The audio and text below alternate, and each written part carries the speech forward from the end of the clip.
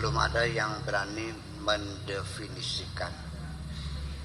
Ilmunya mendunia dan masuk dalam segala lini kehidupan. Ilmu jiwa, dari ilmu jiwa embriologi, ilmu jiwa anak, ilmu jiwa psikologi, adolescence psychology, ilmu jiwa pubertas, ilmu jiwa pabrik, ilmu jiwa, semuanya masuk. Tetapi apa jiwa itu tidak ada yang mendefinisikan. Karena masalahnya jiwa itu hakikatnya itu, mahiyahnya itu tidak bisa didefinisikan.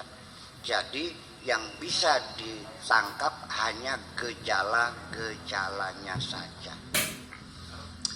Jadi apalagi itu jiwa yang sifatnya non fisik, ya kan? Yang fisik saja ketika sudah masuk ke dalam wilayah fisika partikel itu juga sudah tidak bisa dilihat. Ya, seperti gelombang, seperti magnet, nggak bisa dilihat, nggak bisa didefinisikan. Hanya saja besi ini mengandung magnet ketika ada paku yang didekatkan dan dia menarik. Oh, berarti ada magnet. Bisa dilihat? Nggak. Bisa ditangkap? Enggak. Di foto nggak ada. Tapi ada gejalanya. Jadi kalau orang itu begini, oh dia jiwanya sedang marah. Kalau ini, oh jiwanya sedang bahagia. Oh ini jiwanya orang sedang bingung. Nah itu yang dipelajari adalah ilmu jiwa itu mempelajari gejala-gejala jiwa. Adapun hati, jiwa itu adanya di mana? Apa di hati? Apa di otak? Ya, itu juga tidak bisa diidentifikasikan. Adapun hati, sesungguhnya orang dikiranya hati itu segumpal dagingnya itu, yang kata Kanjeng Nabi, ala inna fil jasadi mudghatan idza salahatil jasadu kullu wa idza fasadat jasadu kullu ala wahyal qalbu. Nanti qalbu juga akan berbeda istilahnya, ada qalbun, ada fuadun, ada domirun. Ya, itu juga mempunyai makna yang berbeda-beda. Tetapi hati itu kalau bentuknya namanya apa?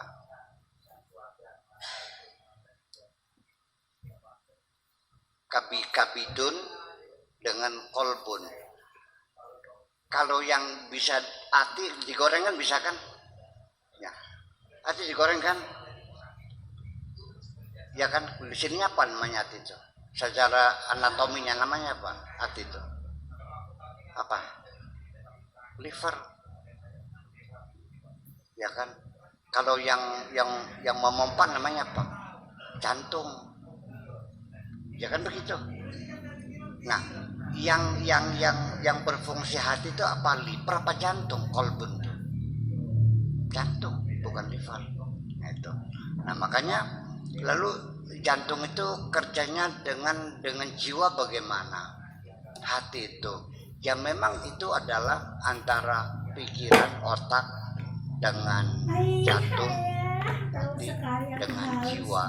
Jiwa itu merupakan satu regulator ya dalam komunikasi antara otak dengan hati. Dulu orang menduga bahwa otak itu regulator, yang memerintahkan adalah hati. Ini teori Kanjeng Nabi, ala inna fil jasadi mudghatan idza salahal jasadu kullu wa idza fasadat jasadu kullu. Jadi yang membuat badan, kalau hati kita baik, badan kita semuanya baik. Kalau rusak, jadi yang bertanggung jawab memerintahkan yang instruksi ya untuk berbuat, untuk melangkah, untuk makan, untuk tidur, berusaha, sekolah, ngaji dan sebagainya, itu perintah hati kepada otak. Orang dulu menduga begitu. Umpamanya hati kita punya tujuan besok mau ke Jakarta, itu dalam tanpa jeda waktu itu langsung diinformasikan, dikirimkan melalui gelombang elektromagnetik ke otak kita, dan otak kita meregulasikan semuanya, baru mengeluarkan instruksi. Langsung hal-hal yang menyangkut keberangkatan kita Jakarta sudah tersusun daftarnya, nggak usah mikir panjang-panjang. Pokoknya langsung kita lihat mobil, dibuka olinya, dicek, wah udah waktunya ganti oli. Bensinnya kosong diisi, ban dicek, betul nggak? Uang dihitung nggak?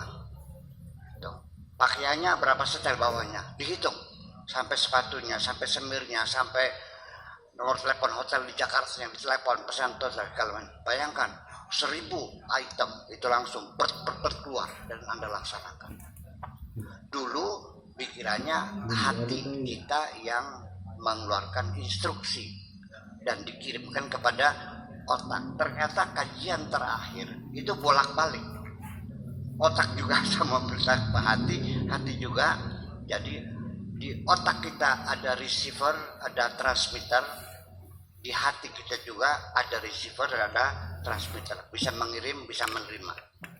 Dan ternyata juga Al-Quran menginformasikan ada 4 jalur antara otak dengan hati ini.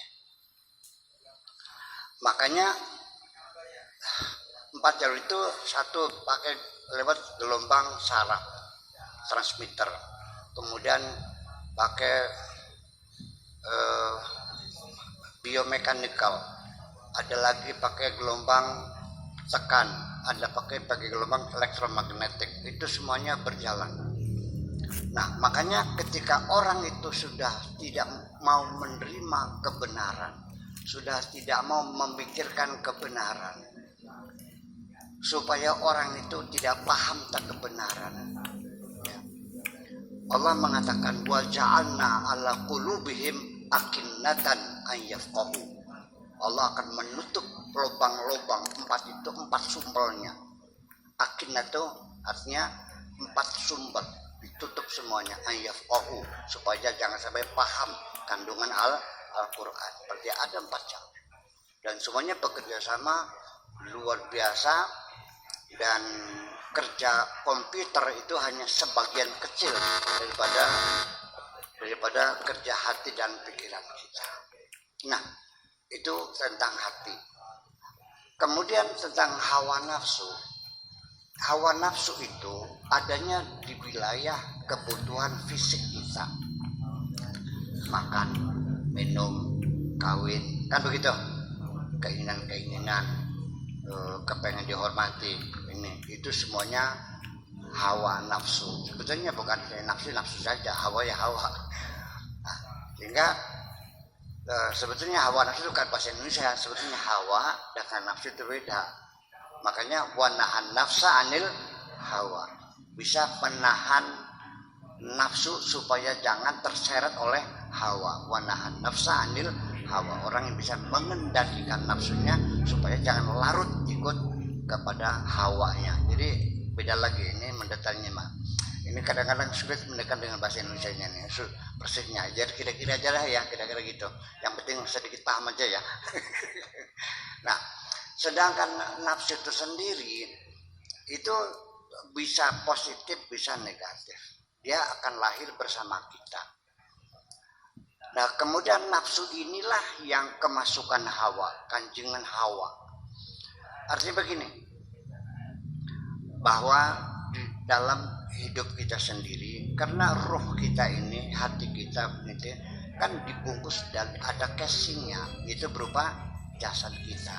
Dan jasad kita sebagai hidup karena ada roh kita, dan semuanya itu bekerja, ya semuanya bekerja. Bahwa sesungguhnya apa yang menjadi aktivitas kita yang dipikirkan oleh akal sadar kita itu hanya sebagian kecil. Semua yang mengontrol aktivitas badan kita ini adalah akal, al-aqlul la wahyi. Itu akal tidak sadar, di bawah sadar. Sel yang rusak bermiliar-miliar setiap hari karena akibat kita beraktivitas itu diganti dengan sel baru.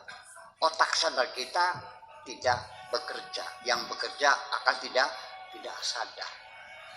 Ketika ada partikel asing atau ada virus atau juga badan kita terinfeksi karena terluka kemasukan virus, terinfeksi, bengkak.